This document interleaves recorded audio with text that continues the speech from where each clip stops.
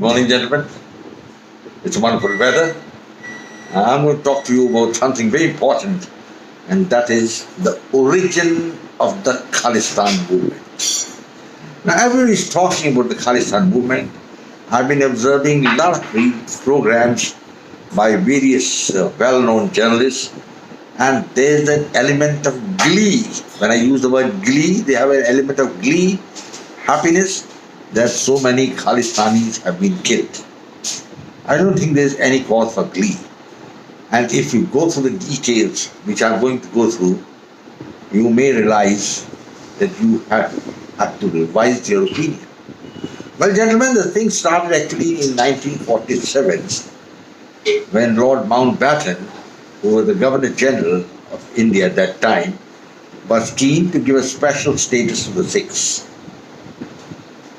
Muhammad Ali Jinnah had given a blanket check to Master Tara Singh to join Pakistan.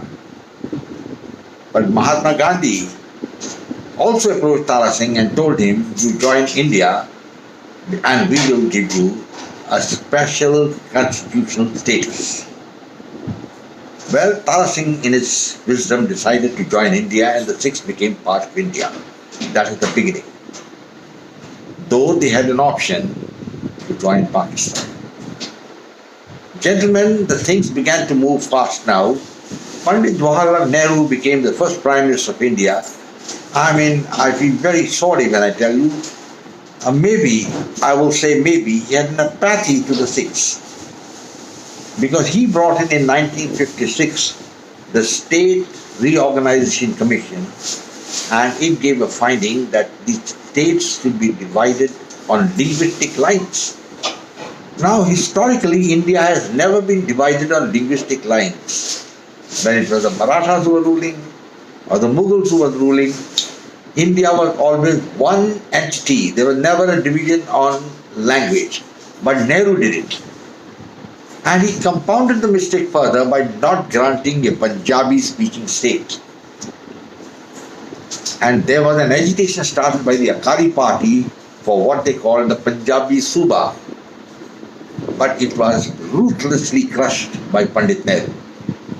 And he brought in a stooge. Now you know what a stooge is in the English language? Stooge is a chamcha. And he brought in Pratap Singh Cano as the Chief Minister of Punjab, who was absolutely a stooge of Pandit Nehru. And he began to suppress the Akalis.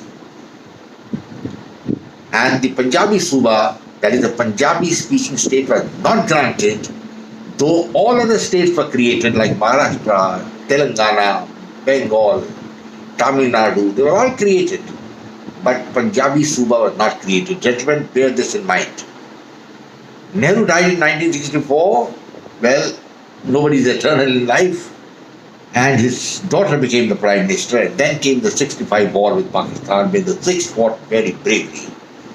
And Indira Gandhi, in her wisdom, held a Congress committee meeting which decided that a Punjabi Suba, a Sikh state, or a Punjabi state must be carved out of existing Punjab. It's a very good idea, but then she played a double game. Lots of Punjabi-speaking areas were incorporated in Haryana and Himachal Pradesh, and Punjab was made into a small, emasculated state of just 9 districts. Now, when Punjabi was a language, it was spoken right from Panipat to Pathankot. Yet, the Punjabi-speaking state was confined to 9 districts. This, I will say, gentlemen, is the first discrimination which was done against the Sikhs. Anyway, the Sikhs reconciled. Tara Singh went away. Then Sant Fateh Singh came. He also went away. And things were going okay. Sikhs were still happy. Though Chandigarh city, which had been meant to replace Lahore. See, Lahore was the capital of composite Punjab, and to replace Lahore, Chandigarh was made the capital of Punjab. But then there was an agitation and there was a double movement in Delhi. The Sikhs didn't have that much of political support, and so the Union Territory was made into, the Chandigarh was made into a Union Territory. And it remains so at the moment. It is the capital of both Haryana and Punjab. Now, Indira Gandhi was a very insecure lady. I mean, I wouldn't say anything more further on it because she lost the election in 78, but in 80 she came back and she was to face another election in 85. And she was mighty scared of losing that election, mighty scared. So she had to make an issue so that she could win that election. And she had her advisors, I'll not name them, they are well known, who advised her that try to create a situation where some Sikhs are declared as terrorists so that you can win the election. And the first thing she was advised was that you must crush the Akali party. Now the Akali party has been at the forefront for the Sikh rights for over 100 years. And she was told that you cannot win in Punjab till you crush the Akali party. So her son Sanjay Gandhi, at that time no more, bless his soul, they went shop hunting, I will say, and they picked on a young man called Sant Bhindranwale. Now this man, they thought would be the right man to break the Akali party, so they started feeding him with a lot of importance, and suddenly this man became famous and he entered the Golden Temple with the permission of the Congress government and Indira Gandhi. She was thinking that he will be her yes man and then soon she will crack down on the Akalis, make an issue of the 1984-85 election and come back to power. And then the plot turned bitter. Bhindranwale was a different sort of a man, and once he started having power, he began to organize the Sikhs for an independent Sikh state. Now that was wrong, I will admit it. And the Sikhs should at that stage have opposed him, but nobody opposed him. And Mrs. Gandhi, unfortunately, had her own devious plan. Now I don't have any evidence. I've just got some books written by Khushwant Singh and various other writers, including, there's so many references there, which shows that Bhindranwale had decided that the time had come to declare an independent Punjab. And weapons were being smuggled into the Golden Temple. Gentlemen, bear in mind, the Golden Temple was guarded by the Border Security Force, the Central Reserve Police and the Punjab Police. Not even a fly could enter inside, and taking a machine gun inside, well, those who have some knowledge will know what is the size of a machine gun. How can you take it inside the Golden Temple without the permission of or the knowledge of the persons guarding the temple? Well, it was all known to Mrs. Gandhi, but this was part of her plan. And so the weapons went in, and then there was another army general, Major General Shahbaz Singh, who was disgruntled because his pension had been stopped on a charge of corruption, and he felt very angry and he went and joined Bhindranwale and became his military advisor. And he began to organize the defense of the Golden Temple by positioning machine guns, soldiers all around the city, the parikrama. It was a terrible situation, but gentlemen, bear in mind that this situation would never have arisen if the weapons had not been allowed inside, and they were allowed inside with the tacit approval of the Congress government.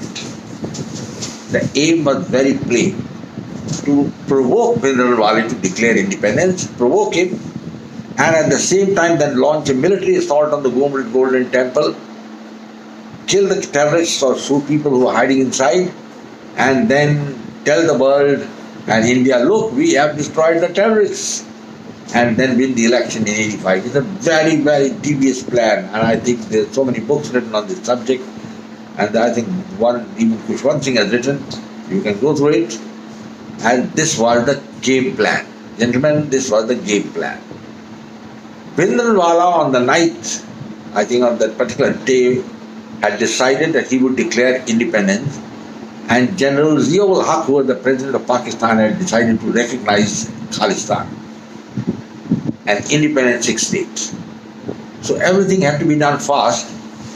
So Mrs. Gandhi told the defense minister to organize the assault on the Golden Temple, and 2 Sikh officers were picked up, Brigadier Brar and Major General Dayal. All it was launched. General Dayal was overruled. Even General Sundarji was not in favor with the army chief. But then these were men of straw. They were not like General Samaya or San Singh or Karyapa, who wouldn't have agreed. But they gave in, and the army assaulted the Golden Temple. Now, gentlemen, bear in mind that the Golden Temple is the holiest place of the Sikhs. And from the sequence of events which I have laid out to you, you can see that this was the plan of the Congress government. And the Sikhs, being very foolish, they played into that trap. The battle lasted days. The Sikhs inside fought tenaciously. Shahbaz Singh died, and so did Bindranwale and others. But the Golden Temple was captured. It was a very, very sad occasion. But they forgot there's an old forecast, I'll mention to it. It says that a time will come जब घोड़े दौड़ेंगे हरमंदर साहब में और जो ये काम करेगा उसका नाम निशान नहीं रहेगा. This is a forecast. I don't remember where I read it, but it was told to me by somebody. If you remember, Ahmad Shah Abdali desecrated the Golden Temple, filled it with cows, and now there is no trace of his family. It's a very sad thing, and I'll not dwell on this further, but this was an avoidable act which should not have been carried out. Gentlemen, after it was over, Mrs. Gandhi probably realized her mistake, but then it was too late. The psyche of the Sikhs had been hit, and her own bodyguards killed her. I'm not in favor of it at all. This was a wrong decision, a wrong act. There was no need to kill that lady. She should have been politically opposed and her nefarious plan exposed. That was more important, but then emotions override everything. Gentlemen, after that, worse things were to happen. The Congress leadership, particularly in Delhi and Uttar Pradesh, decided the Sikhs have to be taught a lesson. I mean, I fail to understand what lessons were they talking of. There is no evidence, I will say so, but there is a line of thought that it is Rajiv Gandhi who had perhaps given an inkling that something should happen. And there's a video by that famous man, Amitabh Bachchan, who is now moving around like with his grey beard, where he's made a very, very inflammatory video asking for some action against the terrorists. I mean, I won't go into it. I don't know whether the video is still there on YouTube, but he faces charges in Australia even now. Well, gentlemen, worse things began to happen. An anti-Sikh rioting started, and there are estimates that 3,000 to 10,000 Sikhs were killed. Nobody knows the exact figure. And then the Congress government sat over it. Can you imagine thousands of Sikhs being killed and nobody caught, nobody punished? They had a facade, set up two commissions who were all the stooges of the Congress government, and among them we had the Mukherjee Commission, which gave no reasoning, nothing, and all that led to was about 6 to 7 people were arrested for the killing of thousands of Sikhs. This gentleman is one of the great travesties of history and a shame on the Indian government. When people now talk with glee that the terrorists have been killed, they must remember that the origin, the seeds of this was laid by the Congress party, and perhaps even Indira Gandhi, who's no more, bless her soul. But it's hard to digest this, and I'm sure there are very many people present here who won't agree with me, but these are the harsh facts. I challenge anybody to say that the sequence of events as narrated by me is wrong. Gentlemen, the Sikhs had to take some action, though the Sikhs are a peaceful people, and so General Vaidya, who was leading the army, who was the army chief at the time of the Operation Blue Star, was killed, and the man who led so many congressmen to go and kill Sikhs, Ajay Makhan, I think he was a member of parliament, he was also killed. And so it was a tit for tat. But then there was one man who came to Punjab and his name was P.S. Gill. He was the DGP Punjab Police, and the Sikh movement was sorted out in a different way. There was another Sikh terrorist who was holed up in the Golden Temple, but this time sanity prevailed and Gill went about the whole thing in a different manner. He cut off the water supply, the electricity and the food to the temple, and ultimately the terrorists inside who were hungry without food surrendered. That's what should have been done in 84, but it was not done. Gentlemen, the killing of 10,000 Sikhs and punishing just 6 to 7 people,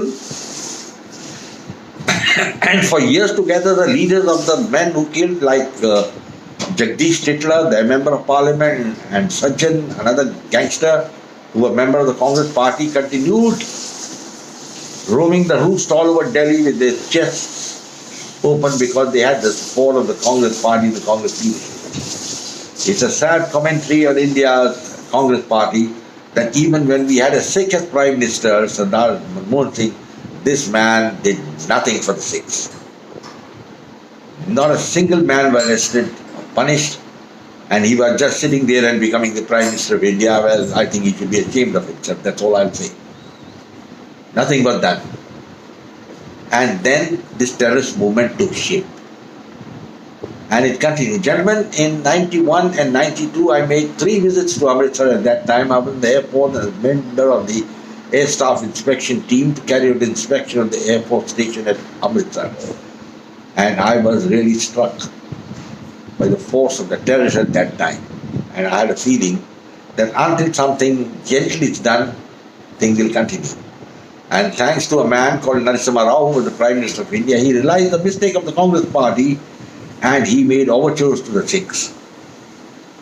He is the man who applied the healing balm. And ultimately, the terrorist movement collapsed. Credit also goes to Mr. Gill, who went about in a different manner, and also the fact the Sikhs are basically patriotic and nationalistic. I think people must be advised that the maximum number of Sikhs who were sent to the gallows during the independence fight, like men like Udham Singh and Bhagat Singh, were Sikhs. They are now heroes. And we should not forget that the Sikhs have sacrificed a lot for India. Gentlemen, I bring out these unsavory facts to say why this Khalistan movement continued and why it lingers on. But now there are people who are fishing in the dirty waters, and they are the Pakistan and the Western democracies, the English-speaking democracies, and they want to break India, and so they are enticing the Sikhs to rise up against the central government. As far as the Sikhs are concerned, they have got an excellent place in India at the moment. We have a wonderful Prime Minister in Narendra Modi who has realized that the Sikhs must be given their due.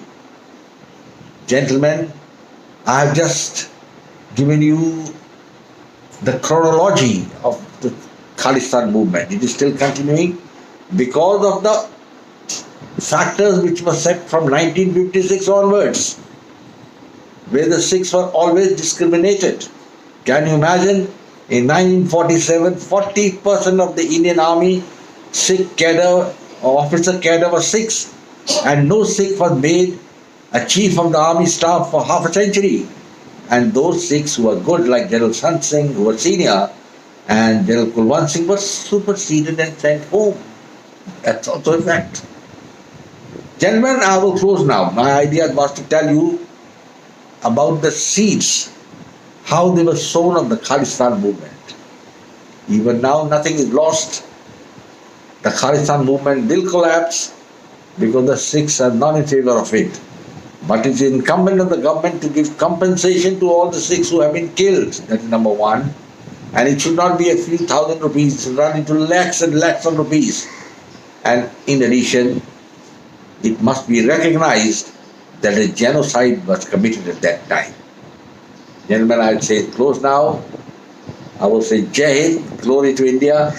And lastly, please subscribe to my channel, share it with your friends, and come back again.